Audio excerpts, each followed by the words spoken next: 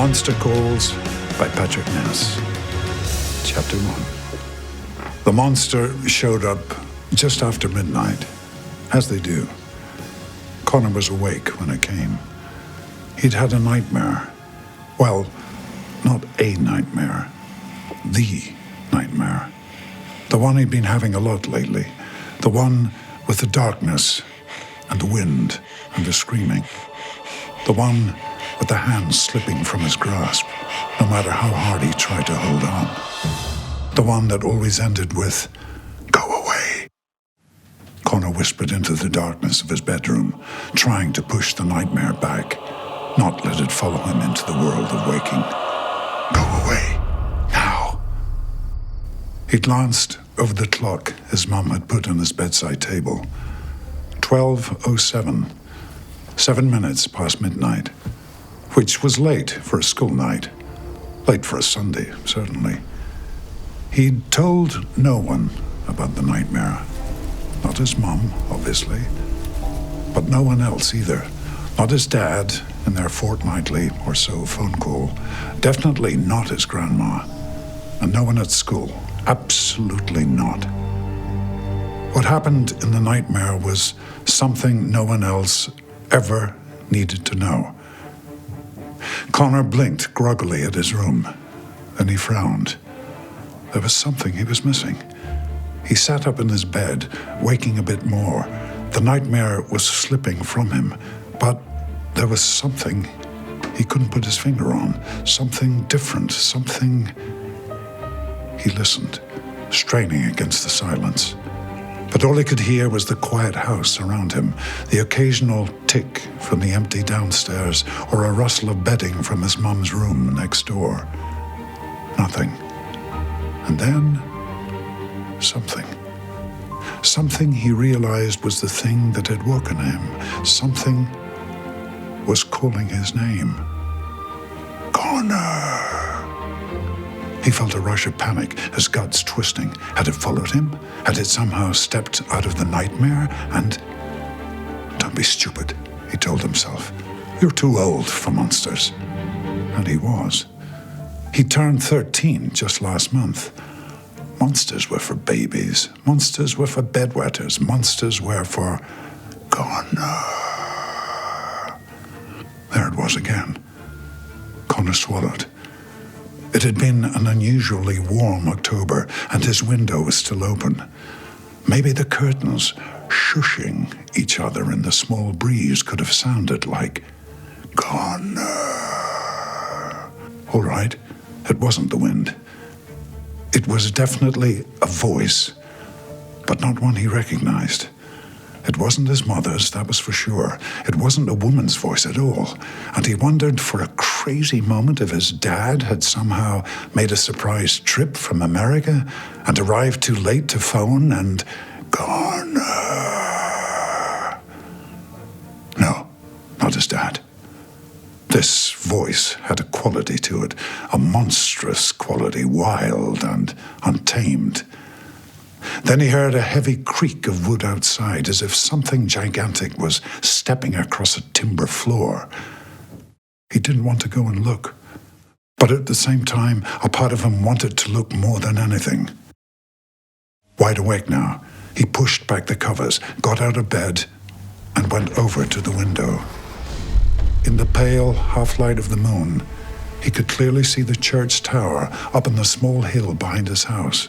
The one with the train tracks curving beside it, two hard steel lines glowing dully in the night. The moon shone too, on the graveyard attached to the church, filled with tombstones you could hardly read anymore. Connor could also see the great yew tree that rose from the center of the graveyard, a tree so ancient it almost seemed to be made of the same stone as the church. He only knew it was a yew because his mother had told him. First, when he was little, to make sure he didn't eat the berries, which were poisonous. And again this past year, when she started staring out of their kitchen window with a funny look on her face and saying, "That's a yew tree, you know." And then he heard his name again. Connor. like it was being whispered in both his ears. "What?" Connor said, his heart thumping, suddenly impatient for whatever was going to happen.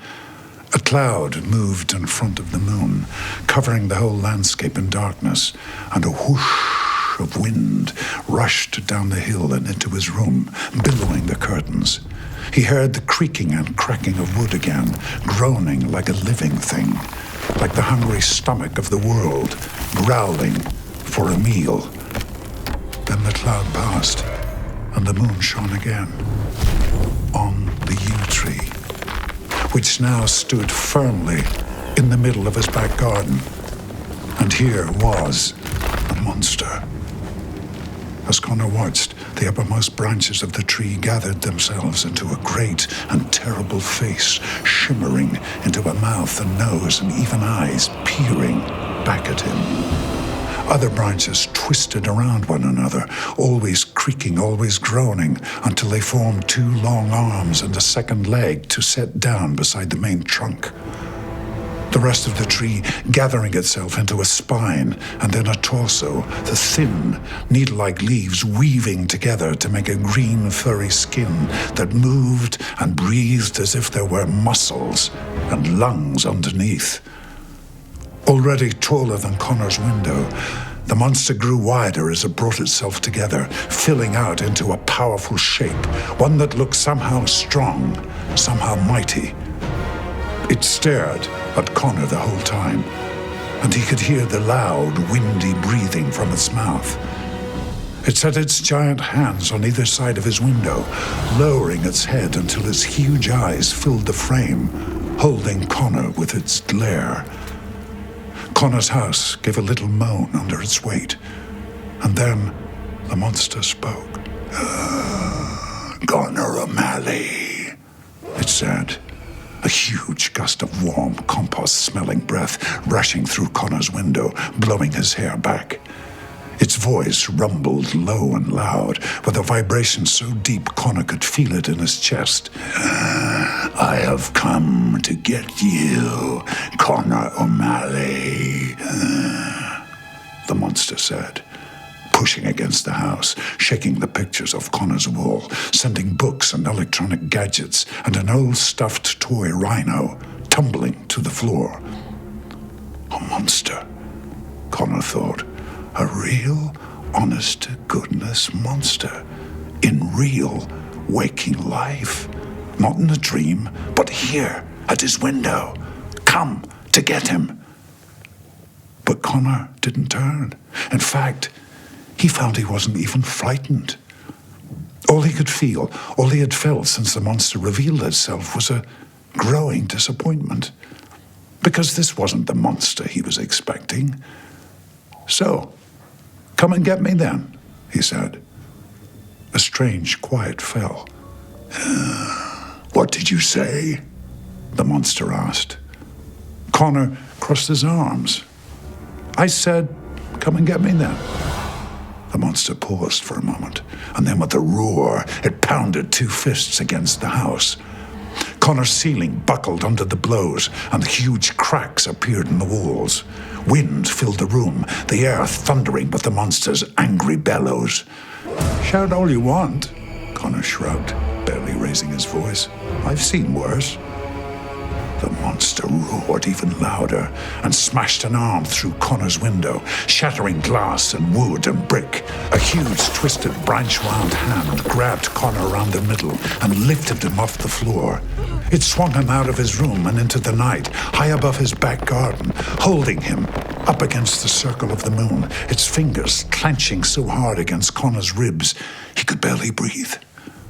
Connor could see raggedy teeth made of hard, knotted wood in the monster's open mouth, and he felt warm breath rushing up towards him. Then the monster paused again.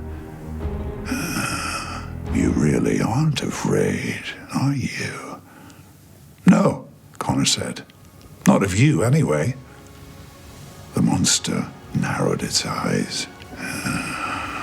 "You will be," it said, "before the end." And the last thing Connor remembered was the monster's mouth, roaring